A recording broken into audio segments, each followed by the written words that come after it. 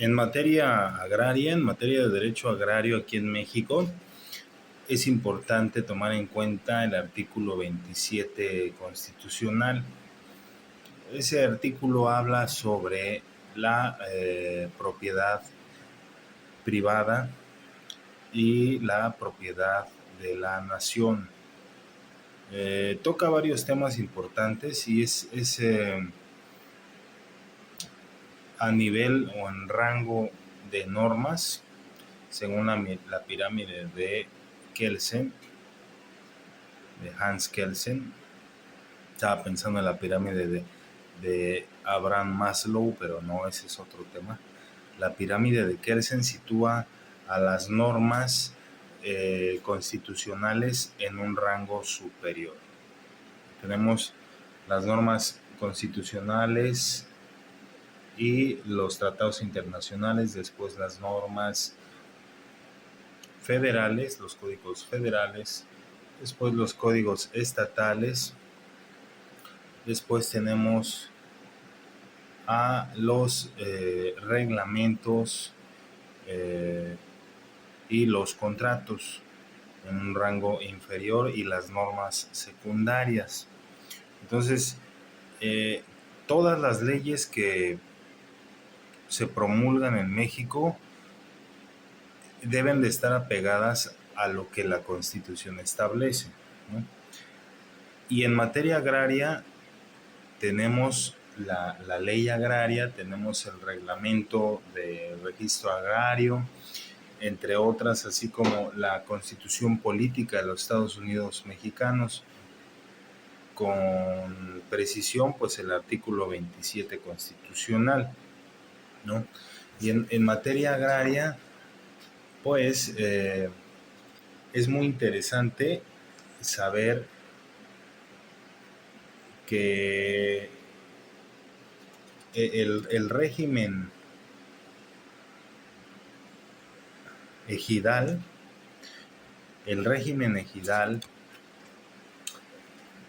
es un núcleo de población que se constituye en ciertos territorios de la nación. La materia agraria o la ley agraria surge para regular el derecho a la tenencia de las tierras. Esto surge después de la Revolución Mexicana. Como bien sabemos, pues en México fuimos despojados de las tierras.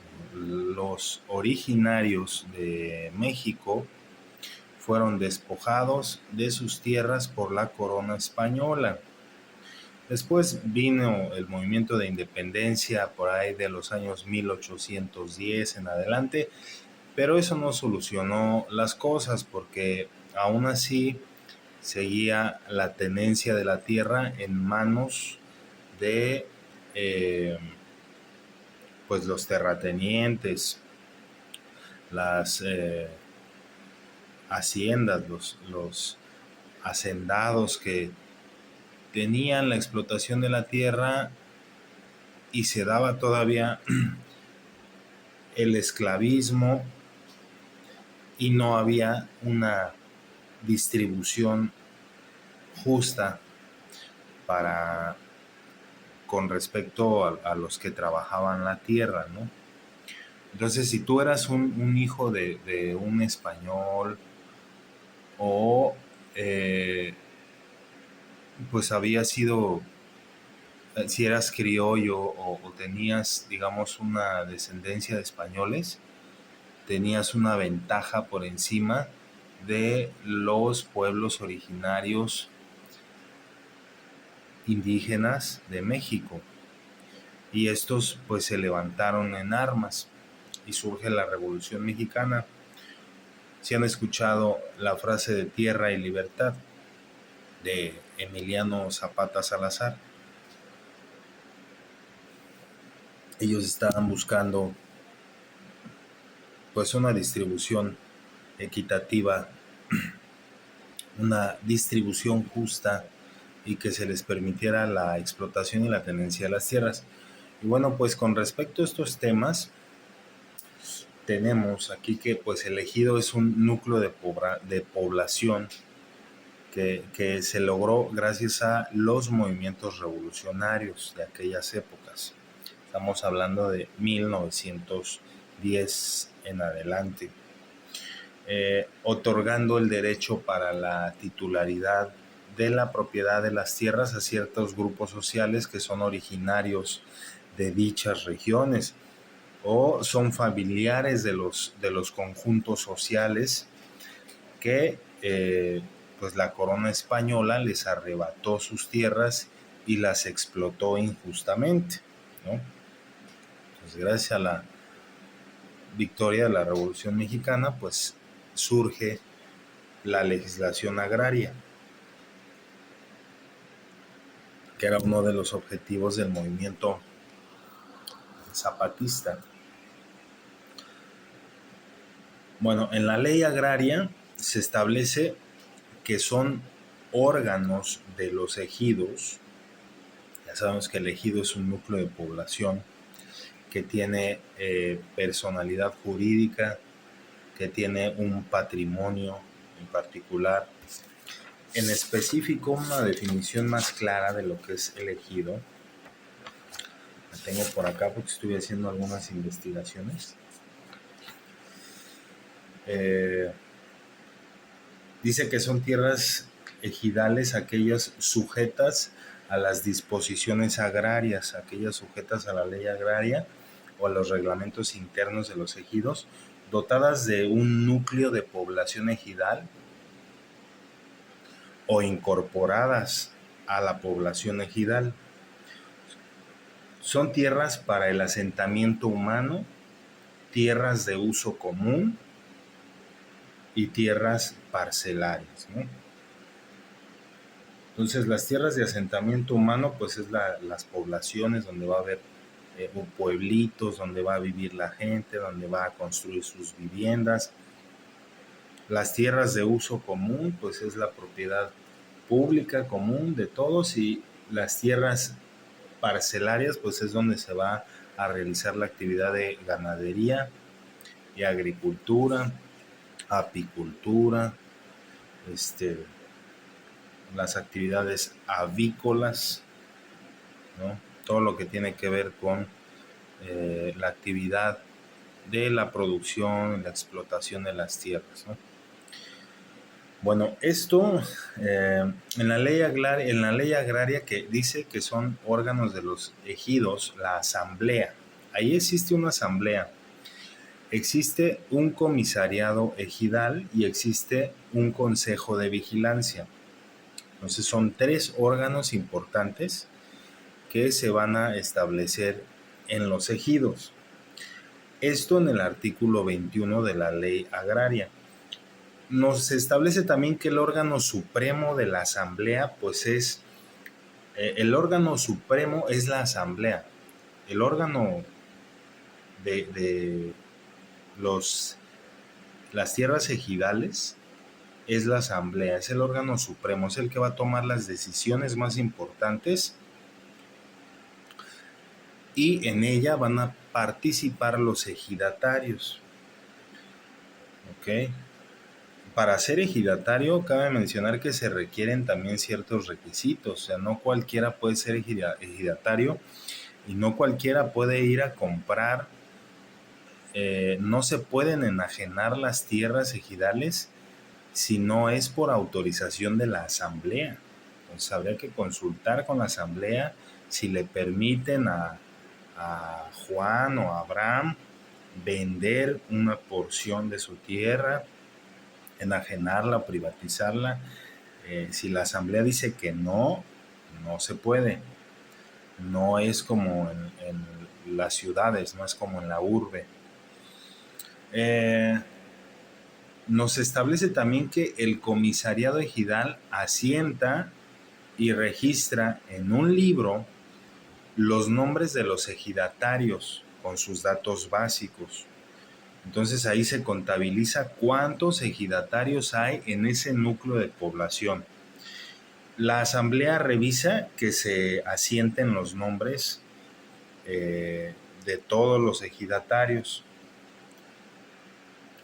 Y también nos dice la ley agraria que esa asamblea, que es el órgano supremo, se reúne cuando menos cada 6 meses al año o más, dependiendo las necesidades y los temas que se tengan que tocar para solucionarlo. Se tocarán asuntos que le competen a la asamblea, tales como los establecidos en el artículo 23 de la ley agraria. Específicamente está en el título tercero, capítulo 1, sección tercera, y es el artículo 23 de la ley agraria. Ese artículo 23 tiene varias fracciones y nos dice sobre la competencia que tiene la asamblea para solucionar o tocar esos temas, ¿no? Con respecto a pues el ejido, ¿no?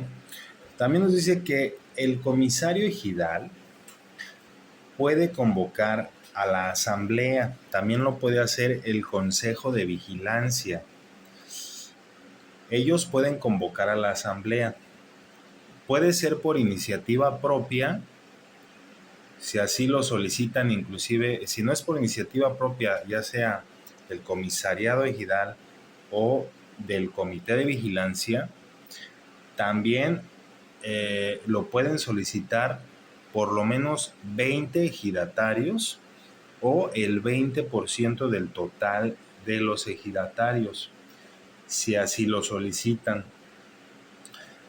También se puede solicitar que se convoque a asamblea a la Procuraduría Agraria, pero esto se solicitará a la Procuraduría Agraria realizar la reunión si el comisario o el Consejo de Vigilancia no convoca a la reunión en un plazo de 5 días como mínimo después de haber solicitado la convocatoria para que se reunieran, ¿no? Puede ser que quieran tocar un tema muy importante. Pues no sé, se me ocurre a lo mejor que la tierra pues está erosionando o que necesitan servicios de riego para los cultivos, que necesitan seguridad, que necesitan, etcétera, ¿no? Cualquier tema de servicios públicos o de servicios médicos, de servicios sociales, para el bien, para las mejoras de la comunidad, pues se solicita asamblea. Pero si lo solicitan, por ejemplo, 20 ejidatarios o el 20% del núcleo de población ejidal y el comisariado o el comité de vigilancia no convoca a la reunión mínimo en los primeros 5 días después de haberle solicitado que convocaran al pueblo, se puede acudir ante la Procuraduría Agraria para que ellos realicen dicha convocatoria, ¿no? También nos dice que se convocará con 8 días mínimo o 15 días máximo a la reunión anticipadamente. O sea que si quieres convocar el día de hoy, tienes que dar un tiempo anticipado para que se le dé publicidad. Ese tiempo es de 8 a 15 días como mínimo, ¿no? Esto se va a realizar por medio de cédulas en los lugares más visibles del ejido, ¿sale? La cédula expresará los asuntos a tratar. En pocas palabras, pues tiene que contener la orden del día, tiene que contener el lugar y la fecha de la reunión. El comisario es el responsable, el comisariado. Más adelante les voy a explicar cuáles son los órganos o las partes que conforman al comisariado. El comisariado es el responsable de la permanencia de las cédulas y la publicidad de la reunión hasta que ésta se realice, hasta que ésta se lleve a cabo. Ya quedamos que son de 8 a 15 días.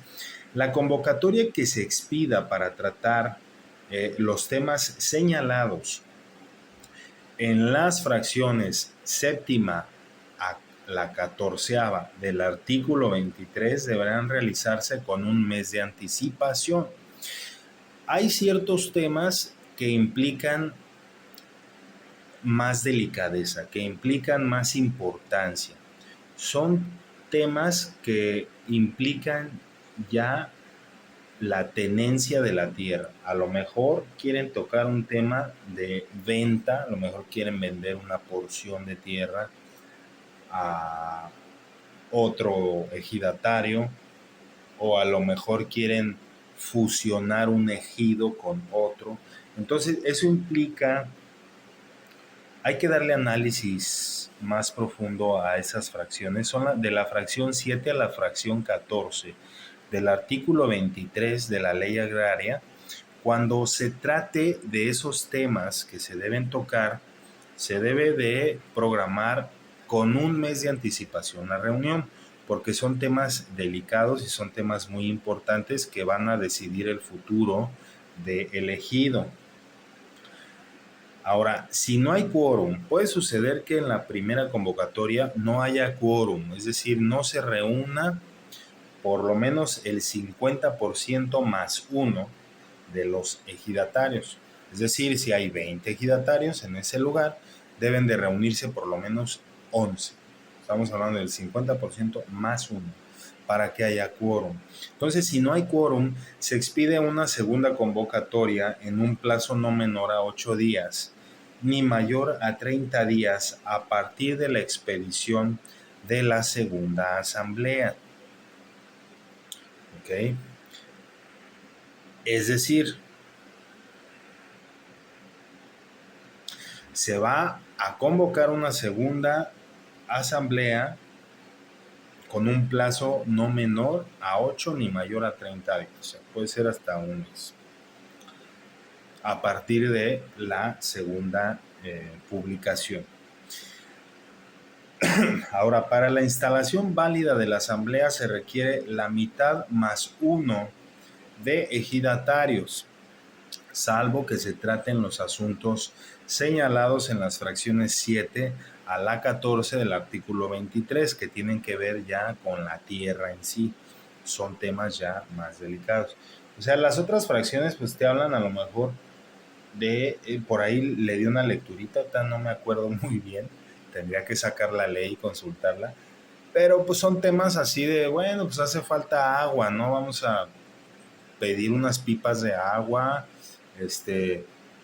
una vez cada tercer día para regar los cultivos, o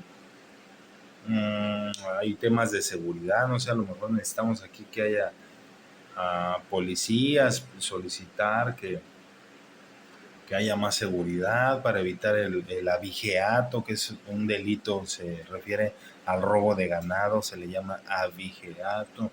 Bueno, voy a leer bien esas fracciones porque es muy interesante, pero en específico los temas de la fracción 7 a la 14 son especiales, o sea, son temas extraordinarios. Digamos, de la fracción primera a la fracción sexta son temas ordinarios. Se les puede dar solución más fácilmente. Los de la fracción séptima a la fracción 14 son temas extraordinarios. Ahí ya requiere un poquito más de complejidad, se requiere de quórum, se requiere platicarlo con calma, se requiere que estén presentes los ejidatarios. Entonces dice que para la instalación válida, para que una asamblea sea válida, se requiere de la mitad más uno de los ejidatarios, salvo que se traten los asuntos señalados en las fracciones de la séptima a la 14 de ese artículo 23 de la ley agraria. en cuyo caso deberán estar presentes 3/4 de los ejidatarios. Entonces, lo anterior aplica para la primera asamblea también. Entonces, si se van a tocar esos temas, deben de estar no solamente el 50% más uno, deben estar 3/4 de los ejidatarios. O sea, más. Ok, y bueno, para la segunda asamblea se celebrarán con cualquier número de ejidatarios. Ya en la segunda asamblea, ya cualquier número de ejidatarios que lleve se va a celebrar, excepto en los temas señalados en las fracciones séptima y 14 del artículo 23, o sea, en los temas extraordinarios. La que quedará instalada cuando se reúna la mitad más uno de los ejidatarios totales. También nos establece la ley agraria sobre las resoluciones que se tomen, válido por la mayoría de votos de los presentes, los cuales serán obligatorias para los ausentes y los disidentes. Entonces, si no fueron los demás ejidatarios, ni modo, se van a tener que sujetar a la decisión que hayan tomado los que fueron a la asamblea, ¿no? En caso de empate, digamos que hubo misma cantidad a favor, misma cantidad en contra para tomar una decisión. En caso de empate, el presidente del comisariado ejidal, el presidente del comisariado, tendrá el voto de calidad, es decir, es el voto de desempate. En sus manos está decidir si sí o si no. Ese voto es decisivo. Cuando se trate de alguno de los asuntos señalados en las fracciones séptima a la 14 del artículo 23, ese lo menciona mucho esas fracciones, se requiere del voto aprobatorio de 2/3 de los asistentes de la asamblea. Entonces se requiere más, no solamente el 50% más uno, se requiere la aprobación de 2/3 de los que asistieron a la asamblea. Y los que no asistan o los disidentes se sujetarán a las decisiones que se hayan tomado en esa asamblea. Y deberá estar presente en el caso de esos temas extraordinarios de la fracción séptima a la 14 del artículo 23, deberán estar presentes un representante de la Procuraduría Agraria, así como un fedatario público, es decir, un notario público. Para tal efecto, quien expida la convocatoria deberá avisar a la Procuraduría Agraria con la misma anticipación requerida, o sea, de 8 a 30 días, y deberá proveer lo necesario para que el notario público esté presente, para que el notario público asista. El fedatario público es importante que asista para que ratifique las firmas, para que le dé fe pública. También el representante de la Procuraduría Agraria, porque hay que asentar ahí las firmas que observarán que se haya convocado con apego a derecho, con apego al artículo 25 de la ley agraria y con la anticipación de tiempo requerido. Es nula la asamblea que se reúna en contravención al artículo 25, en contravención al artículo 28. Es nula la asamblea que no cumpla con los requisitos que el reglamento interno y la ley agraria establecen. ¿Okay? Se publicará una vez que se tomen las decisiones. Por ejemplo, si se decide disolver el régimen ejidal y convertirlo en comunal, se publicará en el Diario Oficial de la Nación. Esto es cuando la Asamblea resuelva sobre la disolución del régimen ejidal, o en el Diario Oficial de el ejido, o en el diario que tenga más circulación, más publicidad. Para la liquidación de las obligaciones, para la liquidación del régimen ejidal se deberían liquidar las obligaciones del ejido. las obligaciones de las tierras ejidales. Hay veces, se establece ahí que hay veces que los ejidatarios se ponen de acuerdo para explotar una porción de tierra de manera colectiva, ¿no? Por ejemplo, se reúnen 5 ejidatarios y producen 1 tonelada de maíz y entonces la venden y tienen la obligación de repartir equitativamente las ganancias, las utilidades, porque firmaron un contrato en el que iban a participar los 5 en la producción, en la distribución, la venta, las utilidades de esa tonelada de maíz que se produjo. Tienen que liquidar esa obligación primero antes de extinguir el régimen ejidal. Bueno, una vez que ya liquiden las obligaciones del ejido de las tierras ejidales, se asignará el pleno dominio, se les va a entregar el pleno dominio a los ejidatarios, a los que tengan derechos ejidales, sin rebasar lo establecido en pues el régimen de la pequeña propiedad, que es una limitación de tierra, un límite para poseer las tierras, excepto en las áreas necesarias para el asentamiento humano, excepto en las áreas necesarias para el asentamiento humano, excepto en las bosques y selvas tropicales.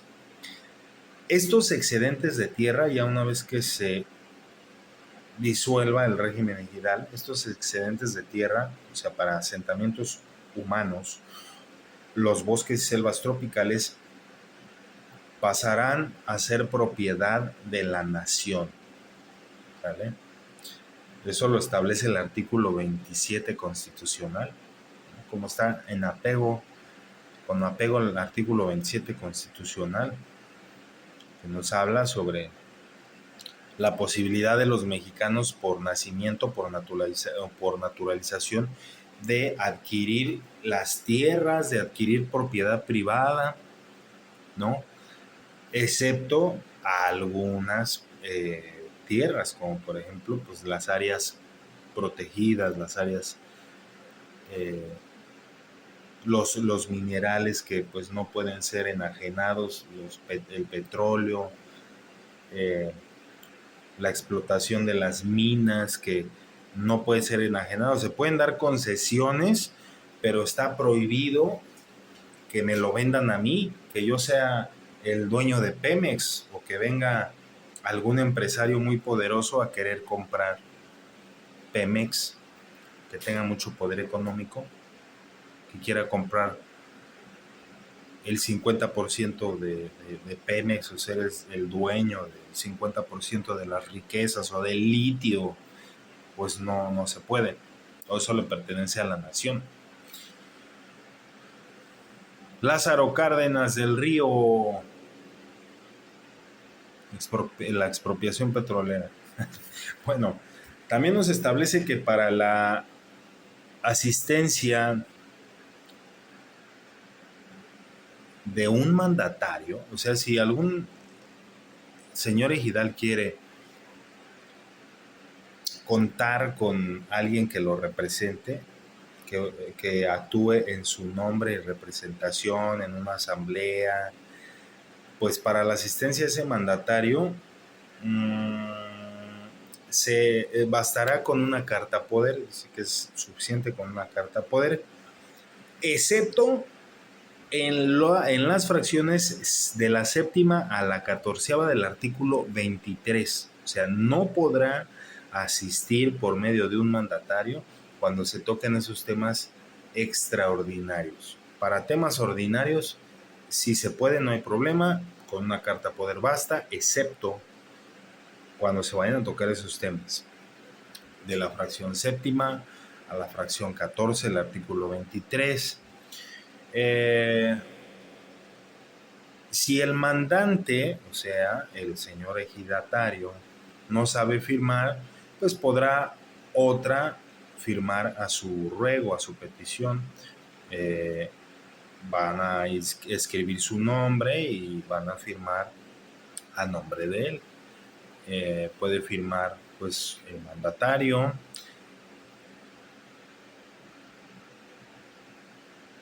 Debe de contar con 2 testigos. Los testigos deben ser ejidatarios o avecindados del mismo núcleo ejidal, del mismo núcleo social. Ok, y dice también que deben de asentar los nombres de ambos, del mandante y del mandatario, o sea, a quien se le está entregando el poder para realizar una intervención o ejercer el voto en la asamblea a nombre y representación del ejidatario. Entonces está el mandante y está el mandatario. Entonces el mandatario deben de asentar sus nombres y su firma ambos, ¿no? Y bueno, el mandatario solo podrá representar a un ejidatario, no puede representar a más de uno. Y se asentarán en el acta su participación en la asamblea. El acta que asienta el comisariado después de la asamblea. Asentarán el documento con el cual se acreditó también, o sea, la carta poder, su identificación del mandatario, sus nombres, firmas o huella digital. También con huella digital se puede. Bueno, aquí la ley dice en este caso que es el nombre y otro puede firmar, en caso que no sepa firmar, ¿no? Pero por ahí había escuchado que también se puede con la huella digital. Bueno, también nos dice que se levantará un acta correspondiente donde la firmarán los miembros del comisariado ejidal, el comité de vigilancia, la firmarán los ejidatarios presentes que deseen hacerlo, ¿no? Y pueden firmar con huella digital. Ahí está, dice que pueden firmar con huella digital. Si no saben escribir, pueden también firmar con su huella digital. Esto será debajo del nombre, se van a poner su nombre completo y abajo su huella digital, ¿no? En caso de inconformidad con las decisiones que se tomen en la asamblea, podrán firmar bajo protesta si así lo desean. Y los temas del artículo 23, fracción séptima a la 14ª, deberán ser pasados, fíjense, esto está muy interesante, esos temas extraordinarios que son muy importantes para la decisión de la tierra, deberán ser pasados ante un fedatario público, deberán ser firmados por la Procuraduría Agraria, por el representante de la Procuraduría Agraria, y se debe de inscribir en el Registro Agrario Nacional, que pues es un registro público, ¿no? Que le da legalidad total y absoluta a la decisión que se haya tomado en la asamblea con respecto a esas fracciones, la fracción séptima a la 14ª del artículo 23 de la ley agraria. Y bueno, aquí nos dice que el comisariado ejidal es el órgano encargado de, 1, ejecutar acuerdos, representación y gestión y administración del ejido, y está constituido por el titular de la presidencia, el titular de la secretaría y el titular de la tesorería. Que eso es el comisariado. Tiene un presidente, un secretario y un tesorero. Y los propietarios y los suplentes también contarán con comisiones, secretarios, secretarias auxiliares, etc. Y el comisario debe de hacer contener la forma y las funciones de cada uno de ellos, el comisario. Si no dispone de nada, si no especifica expresamente cuál es la función de cada uno de ellos, se entenderá que funcionan en conjunto.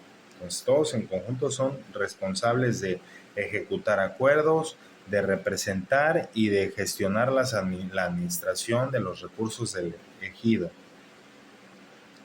La integración del comisariado se realizará bajo el principio de paridad.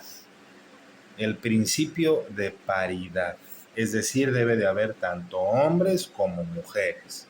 No puede haber solo hombres, no puede haber solo mujeres. Debe de haber, pues lo más ideal es que haya 50% hombres, 50% mujeres, ¿no? O sea, que haya paridad de género.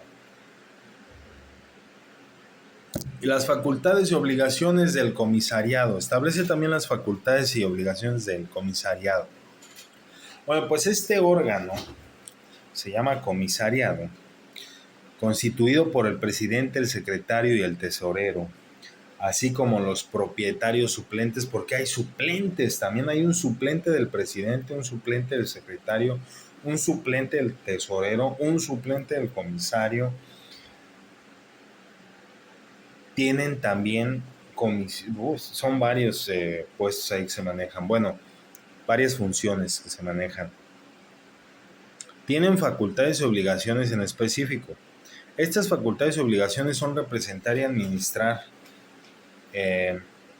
mediante un poder general para actos de administración, pleitos y cobranzas. Deben de ser apoderados legales para poder representar, para poder administrar jurídicamente todas las decisiones que se requiera llevar a cabo. Deben de procurar respeto a los derechos ejidales, respeto a los derechos de los ejidatarios que están representando. Deben convocar asambleas y cumplir con los acuerdos que se lleven a cabo en las asambleas. Deben rendir cuentas a la asamblea, labores, movimientos de fondos, informar sobre los trabajos de aprovechamiento de las tierras de uso común, el estado en que se encuentre la tierra.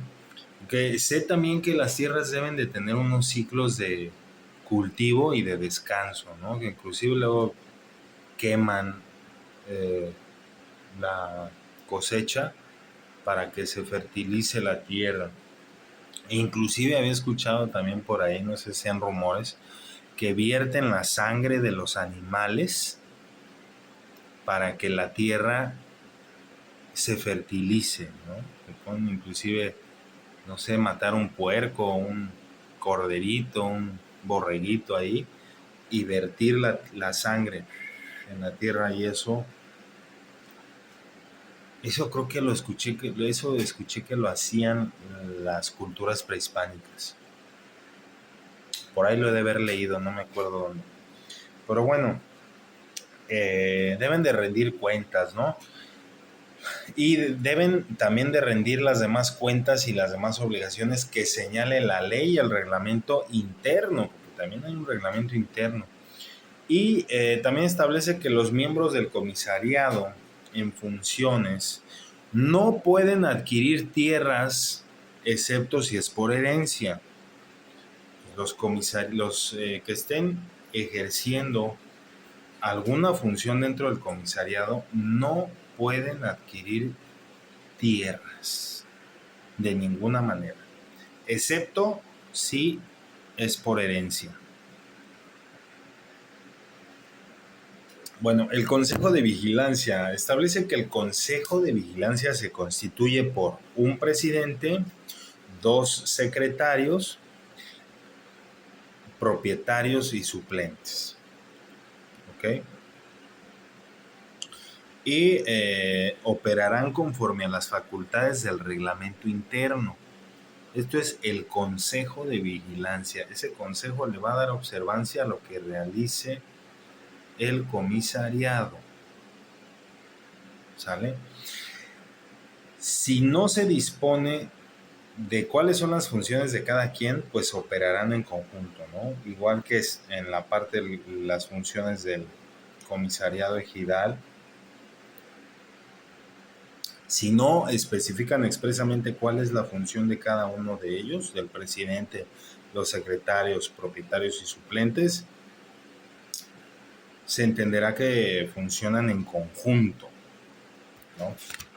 Está muy interesante. Y luego habla sobre un consejo. El Consejo de Vigilancia habla sobre las facultades y obligaciones que tiene el Consejo de Vigilancia. Está muy interesante porque nos dice que el Consejo de Vigilancia tiene la obligación, la facultad de vigilar al comisario. O sea que todos los actos que haga el comisariado deberían ser apegados a derecho, apegados al reglamento interno, apegados a la ley agraria y las demás que la ley establezca. Revisar cuentas y operaciones del comisariado. Comunicar a la asamblea sobre estos movimientos y denunciar cualquier irregularidad que detecte. Convocar a asamblea cuando no lo haga el comisariado y los demás que la ley y el reglamento interno señalan, ¿no? Entonces, serán electos en asamblea los integrantes del comisariado, los integrantes del comité de vigilancia. Todo ello deberá ser bajo voto secreto. En caso de empate, se realizará una segunda elección y si se repite el empate, se elegirán por sorteo los que adquieran mayor número de votos. Todo ello apegado a la paridad de género, ¿no? Bueno, también establece que para ser miembro del comisariado o del consejo, se requiere 1. Ser ejidatario del núcleo social ejidal. 2. Haber trabajado en el ejido los últimos 6 meses. 3. Estar en pleno goce de tus derechos, es decir, no haber sido privado de la libertad por delitos. Deberán trabajar en el ejido durante su cargo. Esas son los requisitos para ser miembro del comisariado o del consejo ejidal. No cualquiera puede serlo. Los integrantes del comisariado y el consejo durarán en su cargo 3 años y no podrán ser reelectos hasta dentro de 3 años después. Los integrantes podrán ser suplidos si al término de 3 años no se realizan elecciones. Suplidos por sus suplentes, ¿no? Porque ya se establece quiénes van a ser los suplentes de los que ocupen esos cargos. O sea, así como el presidente tiene su suplente. Entonces, si no se somete a votación, después de esos 3 años no puede continuar en el cargo, lo sucede su suplente. Y así sucesivamente. Por eso hay que establecer quién es el suplente, ¿no? El Consejo de Vigilancia debe convocar a elecciones en un término no mayor a 60 días después del término del cargo de los integrantes del comisariado y del Consejo de Vigilancia. Un término de 60 días después de esos 3 años. El Consejo de Vigilancia debe de convocar a elecciones para que ocupen el cargo otras personas. También establece que la remoción de estos se realizará por medio de voto secreto solicitado por la Asamblea o la Procuraduría Agraria a partir de la solicitud de por lo menos el 25% de los ejidatarios. ¿Okay? Entonces, si hay 20 ejidatarios, ¿cuánto es el 25% de 20? Bueno, en matemáticas no fue muy bueno, pero a ver, ¿cuánto es el 25%? 5, ¿no? 5 ejidatarios. Bueno, como órgano de participación podrán constituirse una junta de pobladores para proponer sobre los servicios públicos, los trabajos comunitarios y asentamientos urbanos. O sea que también se puede establecer un órgano de participación y este órgano de participación tiene la atribución de opinar, de informar sobre los servicios sociales y urbanos ante las autoridades municipales, sobre el estado de las escuelas, los mercados, los hospitales, las clínicas, sobre los planes de vivienda, sobre la sanidad del ejido, sobre las necesidades en general del ejido, ¿no? Y bueno, pues ese es un tema muy importante. Espero que sea de utilidad, sobre todo si tengo compañeritos que están viendo mi transmisión, que me están siguiendo, pues que paren la oreja, pongan atención, porque esta es una materia que van a tomar más adelante. Derecho agrario.